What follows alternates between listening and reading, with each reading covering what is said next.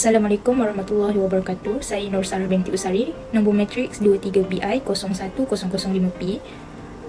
Kumpulan kami akan membentangkan tajuk agama dan kepercayaan, dan saya akan mulakan dengan agama Islam. Islam merupakan sebuah agama yang diturunkan oleh Allah kepada Nabi Muhammad untuk menyusun dan mengatur semula kehidupan manusia dari segala aspek kehidupan.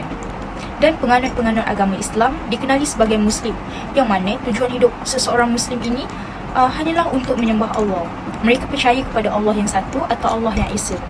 Kita dapat lihat juga antara sumber-sumber ajaran Islam, iaitu Al-Quran. Al-Quran merupakan sumber yang paling utama yang wajib diikuti oleh setiap Muslim, yang mana sekiranya seseorang Muslim itu atau seseorang umat Islam itu tidak mengikuti ajaran Al-Quran, maka hidupnya akan sesat. Seterusnya, As-Sunnah. As-Sunnah merupakan setiap yang disandarkan oleh Nabi Muhammad, sama ada melalui perbuatan atau percakapan. Contohnya seperti kita dapat lihat, sunnah yang dilakukan oleh Nabi Muhammad ialah berzikir. Sekiranya seseorang umat Islam itu berzikir, maka dia akan mendapat pahala. Dan apa sahaja yang datang daripada Nabi Muhammad merupakan perkara yang datang daripada Allah. Seterusnya adalah kaitan Islam dan Melayu. Kita dapat lihat Melayu dan Islam adalah sangat berkait rapat. Jika disebut sahaja Melayu, pasti Islam, dan begitu jugalah sebaliknya. Dan bagaimana Islam tersebar? Islam pada awal abad beratus tahun, beribu tahun dahulu, Islam ni merupakan tiada istilah Islam, yang mana masyarakat Melayu hidup dengan cara mereka tersendiri. Namun dengan kedatangan pedagang-pedagang daripada Timur Tengah dan pedagang-pedagang daripada Arab khususnya, mereka secara tidak langsung menyebarkan ajaran Islam, dan ajaran Islam ini dapat diterima di tanah Melayu oleh masyarakat Melayu. Dan bagi perayaan pula, umat Islam akan merayakan dua perayaan, iaitu Aidilfitri dan Aidiladha. Yang pertama, Aidilfitri. Sebelum mereka merayakan Aidilfitri, mereka akan berpuasa selama sebulan pada bulan Ramadan, yang mana mereka tidak boleh makan dan minum sehinggalah waktu berbuka pada azan maghrib. Dan setelah itu, setelah sebulan mereka berpuasa, barulah mereka akan merayakan Aidilfitri, yang menandakan telah tamatnya tempoh Ramadan. Dan yang kedua adalah Hari Raya Aidiladha ataupun Hari Raya Korban. Pada hari raya ini, umat Islam di seluruh dunia akan melakukan ibadah korban atau penyembelihan binatang seperti lembu, kambing, unta, bir-bir dan sebagainya. Dan perayaan ini sebenarnya adalah untuk memperingati peristiwa Nabi Ibrahim yang serta-merta menyembelih anaknya setelah mendapat perintah daripada Allah. Assalamualaikum warahmatullahi wabarakatuh. Saya Nur Nadiah binti Idris, nombor matrik 23BI01001P akan membentangkan tajuk seterusnya. Saya akan menerangkan berkenaan agama Buddha. Agama Buddha bermula di India sekitar abad ke-6 sebelum Masihi. Pengasasnya adalah Siddhartha Gautama yang berasal dari keluarga diraja yang menetap di pegunungan Himalaya. Beliau lahir dalam kemewahan tapi tetap merasa kosong dan tidak bahagia dalam menjalani kehidupan. Beliau berjaya keluar daripada istana dan meneroka kehidupan. Setelah menghadapi berbagai kesukaran, akhirnya beliau menemui pencerahan dalam memahami kehidupan semasa bertapa di bawah sepohon pokok. Setelah menjadi Buddha, beliau menyebarkan pemahaman dan prinsip agama Buddha melalui ajarannya yang digelar Dharma. Buddha percaya bahawa hidup ini seperti kitaran roda.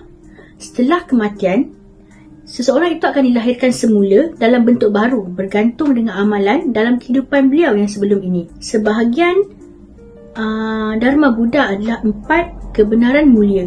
Ini adalah dasar ajaran Buddha. Ia meliputi pemahaman tentang penderitaan, penyebab penderitaan, pengakhiran penderitaan dan jalan untuk mengakhiri penderitaan. Matlamat akhir Buddha adalah menamatkan kitaran berulang, kematian dan kelahiran semula ini yang dinamakan Nirvana. Untuk mencapai Nirvana, seseorang itu perlu menghapuskan sifat tamak, kebencian dan kejahilan serta perlu melalui 8 jalan mulia.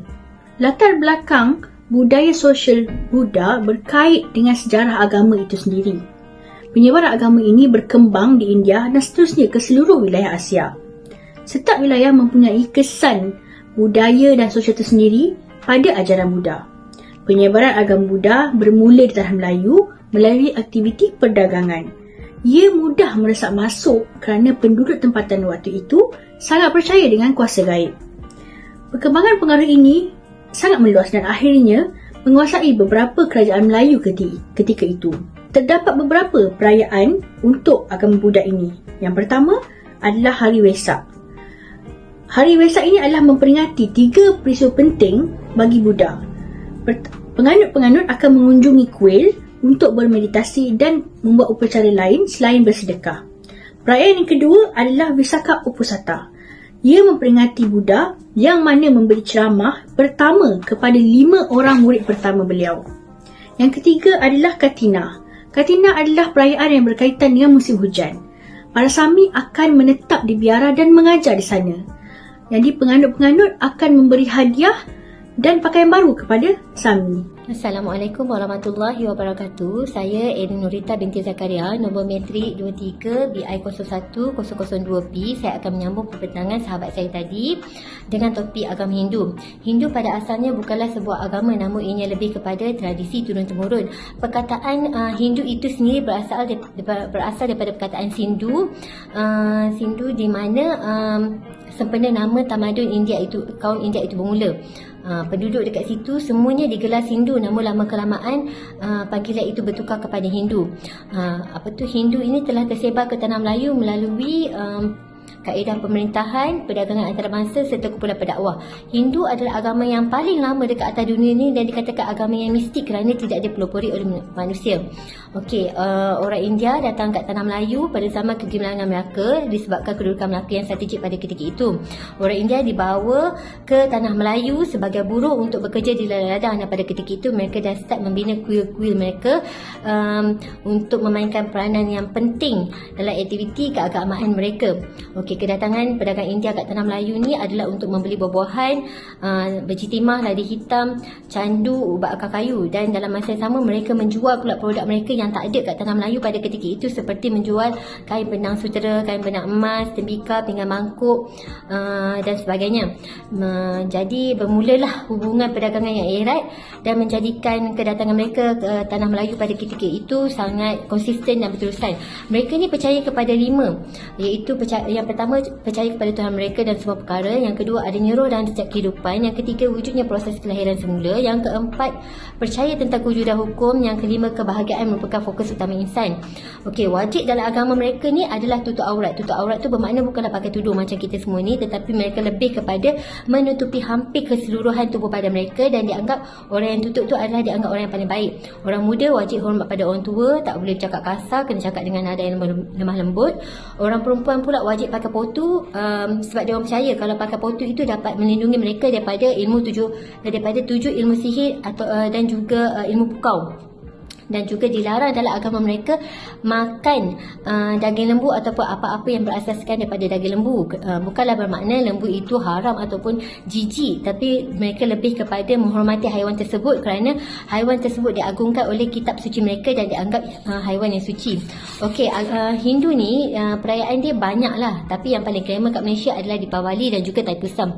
Deepavali ni mereka menyambut pada bulan genap bernama Aipasi, iaitu pada bulan Oktober dan juga November. Dia juga dikenali sebagai pesta cahaya, sebabnya di dalam rumah mereka dia akan menyalakan pelita dan percaya bahawa terang akan mengalahkan yang gelap, baik akan mengalahkan yang jahat, adil akan menghancurkan yang zalim, dan juga bijak akan menghapuskan yang jahil. Waktu di Deepavali tu, pagi tu diorang mandi macam biasa, diorang pergi kuil, diorang sembahyang, lepas tu diorang akan menziarahi rumah kaum keluarga lah. Dan di kebanyakan rumah kaum keluarga mereka tu, mereka akan menghiasi rumah tu dengan tepung beras yang berwarna-warni yang dipanggil sebagai rangoli, sebagai simbolik untuk menyambut tetamu. Kemudian untuk perayaan Thaipusam juga merupakan perayaan yang terkenal buat penganut mereka. Ianya merupakan festival pengabdian Hindu kepada Tuhan Muruga. Penganutnya selalunya dalam keadaan berkhayal menanggung kavadi. Kavadi tu macam dia buat persembahan susu, struktur yang membawa persembahan dan juga gambar Tuhan, dan juga dia orang cucuk-cucuk kat belakang badan dia orang tu, tindik-tindik. Lepas tu dia berjalan kira-kira 1 kilometer dari sungai Batu ke sebuah kuil di Batu Caves. Lepas tu semasa perayaan Taipusam tu, sebilangan besar penganut agama Hindu ni akan berkumpul dekat Batu Caves tu lah. Untuk memberi penghormatan tahunan kepada Tuhan Muruga, membuat persembahan dan meminta pengampunan serta keberkatan daripada Tuhan. Kemuncak perayaan ini ialah apabila orang yang membawakan vadi tu, dia memanjat anak tangga Batu Cave tu sebanyak 272 anak tangga lah, pergi sampai ke atas sana. Itu adalah kemuncak perayaan dia orang. Okey, sebagai penutup, Malaysia telah mengalami sejarah penjajahan yang panjang dan dijajah oleh beberapa kuasa besar seperti Jepun, British dan sebagainya. Setiap penjajah ni, diorang ni mempunyai visi dan misi yang tersendiri menjadikan Malaysia sebagai sebuah negara yang unik, didiami oleh kepelbagaian bangsa dan budaya, serta Malaysia ni didominasikan oleh 3 kelompok, iaitu Melayu, Cina dan India. Ketiga-tiga rumpun bangsa ni beramal dengan budaya dan kepercayaan yang berbeza. Kepelbagaian ini sebenarnya tidak menghalang pun untuk mereka tinggal dalam sebuah negara yang sejahtera, aman, harmoni, damai. Malaysia ni dia dah bagi satu contoh yang terbaik buat negara luar sana, bahawa kepelbagaian agama yang ada dekat dalam negara kita ni serta kepercayaan bangsa tak menggugat langsung kita punya kestabilan sosial dan juga ekonomi serta politik lah. Semuanya terpelihara. Keamanan dan keharmonian yang dikecapi oleh seluruh rakyat Malaysia pada ketika ini menjadi satu kelebihan kepada negara seiring dengan perkembangan pesat ekonomi dan juga teknologi. Saya rasa setakat itu saja pembentangan saya dan juga kumpulan saya pada hari ini. Sekian, terima kasih.